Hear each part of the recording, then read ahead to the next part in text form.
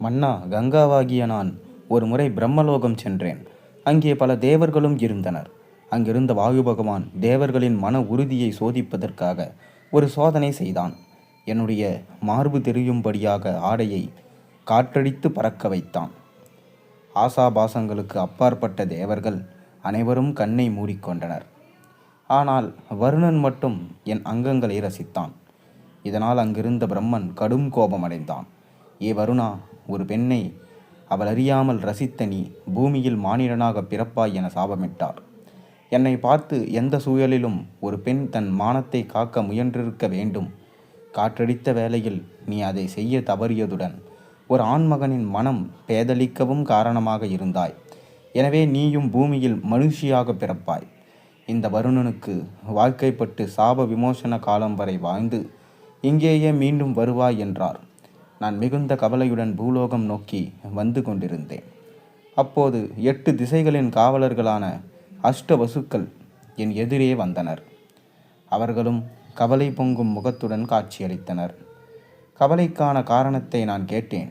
தாயே, இந்த பிரபாசன் தன் மனைவி மீது மிகுந்த கோபம் கொண்டு அவள் சொன்னதையெல்லாம் செய்வான். அவள் பேராசைக்காரி, நினைத்ததையெல்லாம் அடைய விரும்புபவள். வசிஷ்டரின் ஆசிரமத்தில் நினைத்ததை தரும் காமதேனு என்ற பசு இருந்தது.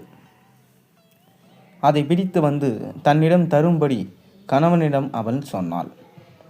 இவனும் அவள் மீதுள்ள ஆசையால் பசுவை திருட ஏற்பாடு செய்தான். அவனை கண்டிக்க வேண்டிய நாங்கள் நண்பன் என்ற முறையிலேயே அவனுக்கு துணை போனோம். வசிஷ்டரின் ஆசிரமத்திற்குள் புகுந்து காமதேனுவை திருடினோம். அவர் கோபமடைந்து நாங்கள் பூமியில் மானிடர்களாக பிறக்க சாபமிட்டார். எங்களுக்கான சாப விமோச்சனம் பற்றி கேட்டோம். நீங்கள் பூமியில் பிறந்தவுடன் இறந்துவிட்டால் மீண்டும் திசைக்காவலர் பதவியை பெறலாம் என அவர் கருணையுடன் சொன்னார். அதனால் பூமியில் பிறக்கவும் எங்களை உடனே கொல்லும் மனதுடையவளுமான ஒரு தாயை தேடிக்கொண்டிருக்கிறோம்.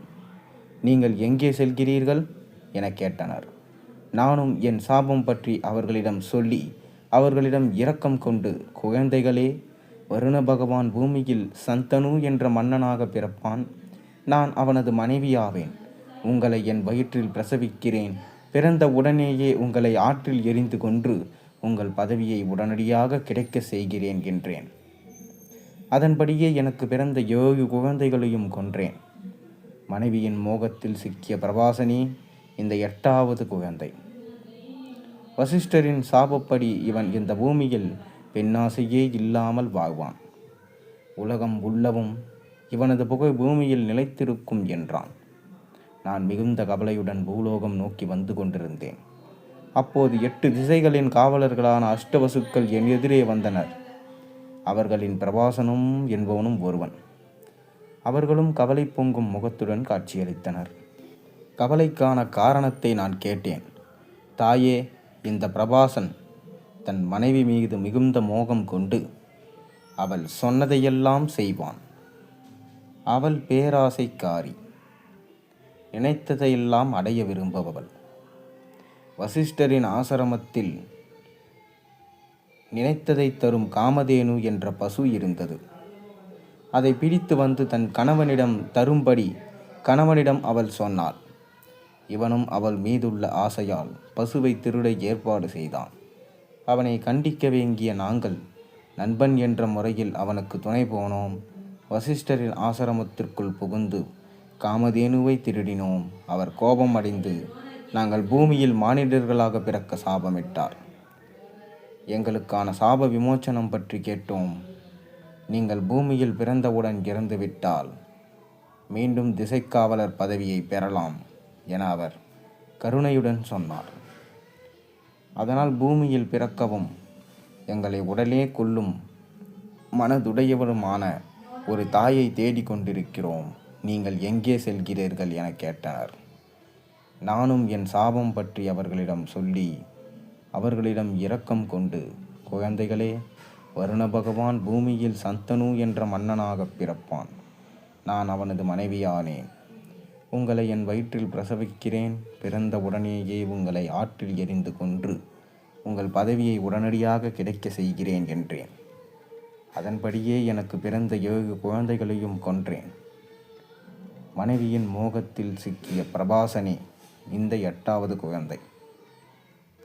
வசிஷ்டரின் சாபப்படி இந்த பூமியில் பெண்ணாசையே இல்லாமல் வாழ்வான். உலகம் உள்ளவும் இவனது புகை பூமியில் நிலைத்திருக்கும் என்றான்.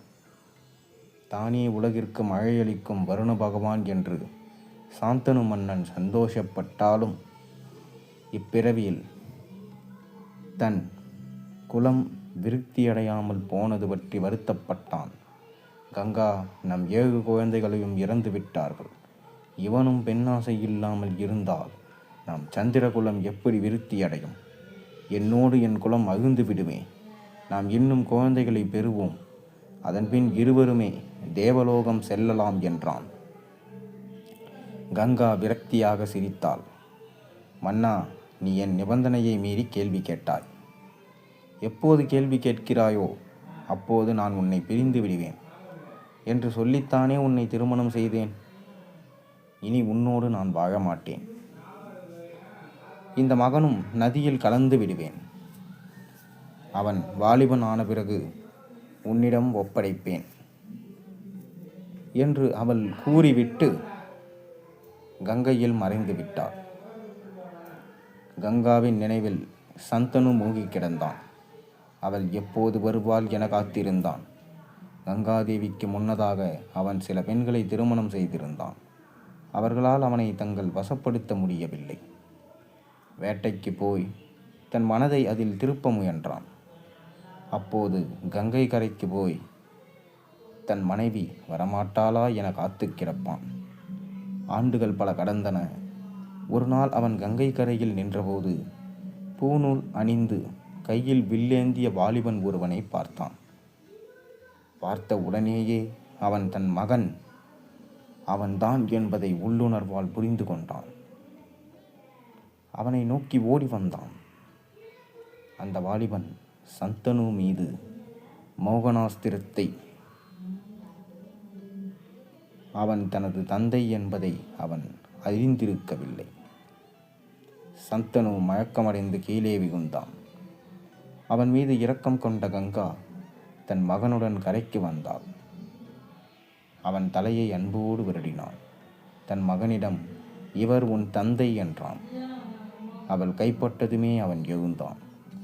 அவனை அன்போடு தழுவிக்கொண்ட கங்கா, அரசே, நான் இன்று தேவலோகம் கிளம்புகிறேன். உங்களிடம் சொன்னபடி உங்கள் மகனை ஒப்படைத்து விட்டேன். இவன் பெயர் தேவவிரதன். பரசுராமரின் திருவருளால் அவரது ஆயுதங்களையே பெற்றவன். சிறந்த வில்லாளி வீரன். இவனோடு சேர்த்து நீங்கள் இனி நாட்டை ஆளலாம் என்று சொல்லிவிட்டு அவன் பதிலுக்கு காத்திராமல் நதியில் சென்று அவள் மறைந்து விட்டாள். மகன் கிடைத்து விட்டான் என்ற சந்தோஷத்திலும் மனைவியின் பிரிவை தாங்க முடியாமல் சந்தனு கண்ணீர் விட்டான். கங்காதேவியின் செயலில் உள்ள நியாயத்தை புரிந்து கொள்ள முடியாமல் சூழ்நிலை ககுதியாகிவிட்ட தன் நிலையை எண்ணி அவன் வருந்தினான். பின்னர் தன் மகனை தேரில் ஏற்றிக்கொண்டு அஸ்தினாபுரம் வந்து சேர்ந்தான். மன்னன் தன் மகனுடன் வருகிறான் என்ற செய்தி ஊருக்குள் பரவிவிட்டதால் முக்கியஸ்தர்களும் நாட்டு மக்களும் ஊர் எல்லையில் வந்து தங்கள் இளவரசரை வரவேற்க காத்திருந்தனர். அவர்கள் வந்தவுடன் இளவரசர் தேவவிரதன் வாழ்க என்ற கோஷம் விண்ணை பிளந்தது. சந்தனு தன் மகனுக்கு இளவரசு பட்டம் சூட்டினான். இருவருமாக இணைந்து நல்லாட்சி நடத்தி வந்தனர். ஒரு சமயம் சந்தனு வேட்டைக்கு சென்றான். இலைபாறுவதற்காக யமுனை கரைக்கு வீரர்களுடன் வந்த அவனது நாசியில் சந்தன மனம் பட்டது. வர வர மனத்தின் அளவு கூடியது. கண்ணு கெட்டிய தூரம் வரை சந்தன மரங்கள் எதுவும் காணப்படவில்லை. பிறகு எப்படி வாசம் வருகிறது? சந்தனு குழம்பினான். கிட்டத்தட்ட ஒரு யோஜனை தூரம், அதாவது 8 கிலோமீட்டர் நடந்தான். நதிக்கரையில் ஒரு பெண் நின்றாள். அவள் பரிசல் ஓட்டுபவள். அவள் நின்ற இடத்தில் இருந்துதான் அந்த மனம் வீசியது. சந்தனு அவளை நெருங்கினாள். அவள் உடலிலிருந்து நறுமணம் வீசுவது புரிந்துவிட்டது. பெண்ணே, நீ யார்? உன் உடலில் இருந்து சந்தன வாசனை வீசும் மர்மம் என்ன? நீ சந்தனம் பூசியது போலவும் தெரியவில்லையே என்றான். ஒரு ஆண்மகன், அதிலும் அரச தோரணையில் இருப்பவன் தன்னிடம் இப்படி கேட்டதும் அப்பெண்ணுக்கு ஏதும் சொல்ல முடியவில்லை. நாக்குயறியது. வெட்கத்துடன் தலைகுனிந்தாள். சந்தனு அவளுக்கு தைரியம் சொன்னான். மாதர் திலகமே, நீ மிகவும் அழகாகவும் இருக்கின்றாய். உன்னை எனக்கு மிகவும் பிடித்திருக்கின்றது. தயங்காமல் சொல் என்றான். பிறகு என்ன நடந்தது நம்ம அடுத்த கதையில் பார்ப்போம். மேலும் இந்த கதை உங்களுக்கு பிடிச்சிருந்தால் மறக்காமல் சேனலுக்கு சப்ஸ்கிரைப் பண்ண, லைக் பண்ணுங்கள், பெல் ஐக்கனை ப்ரெஸ் பண்ணுங்கள். அப்போ தான் நான் போடுற கதையெல்லாம் உங்களுக்கு நோட்டிஃபிகேஷனாக வரும்.